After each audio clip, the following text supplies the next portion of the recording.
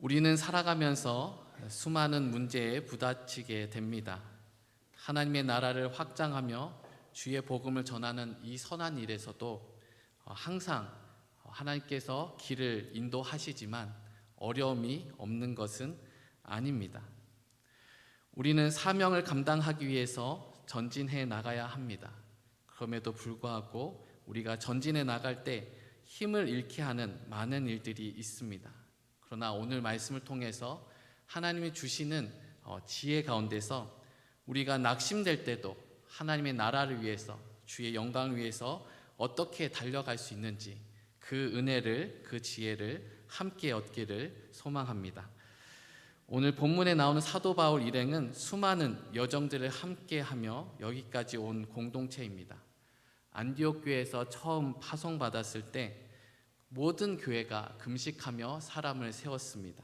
그리고 세워진 사도 바울은 하나님의 복음을 전하며 땅끝까지 나아가기 위해 무던히 애썼습니다. 예수님의 말씀에 순종하고 또 교회에 헌신한 것입니다. 1차 선교 여행이 시작되게 됩니다. 첫 선교지는 어디였을까요? 우리 모두가 다 알다시피 구브로라고 하는 섬입니다. 그 섬에는 예수님을 믿는 곳이 아니었기 때문에 바 예수라는 별명을 가지고 있는 유대인 거짓 선지자가 그곳에 있었습니다.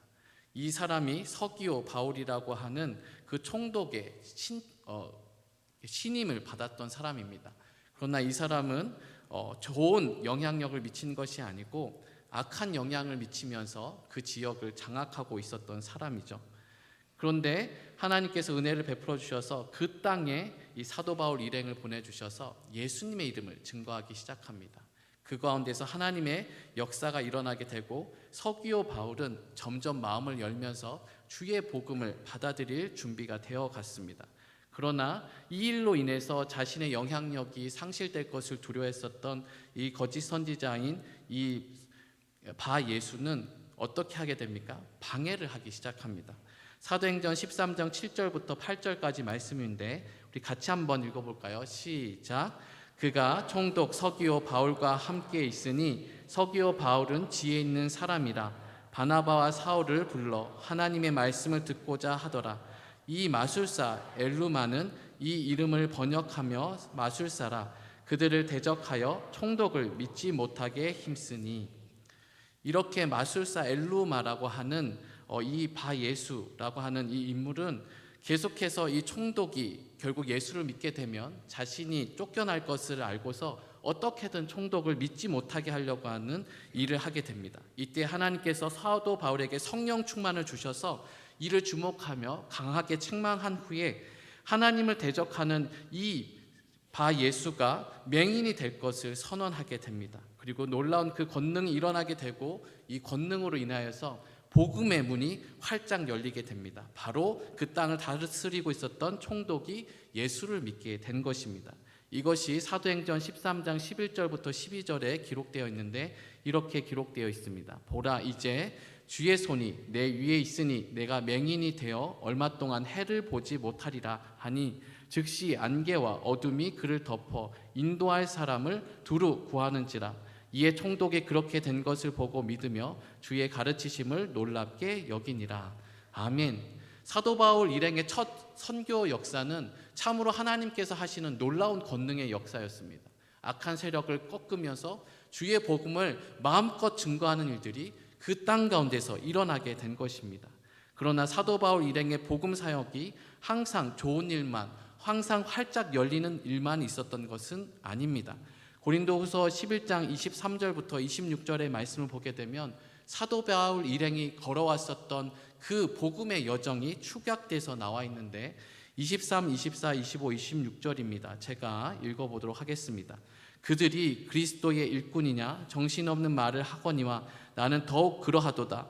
내가 수고를 넘치도록 하고 옥에 갇히기도 더 많이 하고 매도 수없이 맞고 여러 번 죽을 뻔하였으니 유대인들에게 40에서 하나 감한 매를 5번 맞았으며 3번 태장으로 맞고 1번 돌로 맞고 3번 파선하고 1주야를 깊은 바다에서 지냈으며 여러 번 여행하면서 강의 위험과 강도의 위험과 동족의 위험과 이방인의 위험과 시내의 위험과 광야의 위험과 바다의 위험과 거짓 청제 중의 위험을 당하고. 아멘. 사도 바울은 이렇게 수많은 어려움들을 겪었습니다. 태장도 맞고요, 돌도 맞고요, 배가 파선하기도 하고요, 이방인의 위협도 있었고, 시내와 강야의 위험, 바다의 위험, 이 모든 것들을 겪으면서 전진해 나갔던 것입니다. 그러나 이 수많은 어려움을 겪으며 전진해 나갔었던 사도 바울도 큰 어려움에 맞닥뜨리게 되는데, 그것이 바로 고린도 교회 가운데 계속해서 주의 복음을 전하는 일이었습니다. 고린도 교회를 계속해서 섬기는 일이었습니다. 왜냐하면 지금 고린도 교회가 사도 바울에게 처음 받았던 예수 그리스도의 복음 위에 서지 못하고 세상의 영향력에 조금씩 휩쓸리고 있었기 때문입니다. 고린도 지역은 항구 도시이기 때문에 여러 곳에 있는 영향력들이 한꺼번에 들어오는 곳입니다. 그렇기 때문에 복음의 가치를 지키는 것이 쉽지 않습니다. 특별히 고린도 사람 같다라고 하는 표현이 있습니다. 이 표현은 어떤 표현인지 아십니까? 바로 음란하고 함부로 세상 가운데서 살아가고 있는 사람을 표현할 때 고린도 사람 같다라고 하는 표현을 쓰는 말이 그 당시에 통용됐습니다. 그만큼 하나님이 아닌 하나님을 대적하는 그 문화와 그 열성들이 강한 지역이었습니다. 그럼에도 불구하고 눈물로 기도하며 사도 바울은 이곳에 복음의 씨를 뿌렸고 마침내 그곳에 하나님의 교회가 생겼습니다. 그러나 사도 바울이 여행을 떠난 사이에 그 사이에 세상 가운데 영향력을 받아서 예수 그리스도의 좁은 길을 걷기보다는 세상의 가르침에 조금씩 빠져 들어가고 있었습니다. 고린도 교회는 이와 같이 하나님의 은혜 가운데서 또 사도 바울의 큰 눈물과 또 그 소망 가운데서 개척된 교회입니다. 그럼에도 불구하고 이 고린도 교회는 세상의 가치 가운데 휩쓸리면서 사도 바울을 밀어내기 시작합니다. 고린도 교회는 사도 바울의 방문 계획이 변경되었다는 그 사실로 인하여서 사도 바울은 신실하지 못하다고 비난하였습니다. 고린도 교회는 사도 바울이 글을 잘 쓰지만 구변에 있어서는 어눌하다고 평가하였습니다. 심지어 사도 바울은 내가 돈 때문에 이 일을 섬기지라고 하는 이 일로 인해서 복음이 막히는 것을 두려워하였습니다. 그래서 자비량으로 자신이 돈을 벌면서 이 모든 사역을 감당했습니다. 이렇게 충심을 다하여서 사도 바울이 이 고린도 교회를 섬겼는데, 고린도 교회에 있는 몇몇의 사람들은 이 충심을 가진 사도 바울의 그 마음을 어떻게 얘기합니까? 그 당시 풍조에서는 높은 사례를 받는 사람이 뛰어난 사람이었습니다. 강사를 불러도 어떤 사람이 세워져도 이 사람의 그 강사료가, 이 사람이 받는 사례가 그 사람의 가치를 나타내는 시대의 풍조가 있었습니다. 그래서 사도 바울이 저렇게 돈을 받지 않고 일을 하는 것은 가치가 없기 때문이다. 저 사람이 충분히 훌륭한 사람이 아니기 때문에 저렇게 돈을 받지 않는 것이라고 하면서 그의 중심까지도 폄하하는 일들이 일어나게 된 것입니다. 이런 교회를 바라보며 계속해서 사랑하는 것은 쉬운 일은 아니었습니다. 그러나 사도 바울은 포기하지 않습니다. 그렇다면 이런 상황 속에서도 사도 바울은 어떻게 계속해서 사랑의 전진을 해나갈 수 있을까요? 자신을 부인하면서 어떻게 교회를 품어나갈 수 있는 그런 놀라운 결단을 하게 되었을까요? 바로 7절에 그 비밀이 있습니다. 우리 7절 말씀 같이 한번 읽어보겠습니다. 시작. 우리가 이 보배를 질그릇에 가졌으니 이는 심히 큰 능력은 하나님께 있고 우리에게 있지 아니함을 알게 하려 함이라. 아멘. 사도 바울은 자신이 누구인지를 분명히 알았습니다. 자신을 누구라고 표현합니까? 질그릇이라고 여긴 것입니다. 아름답고 화려하지 않습니다.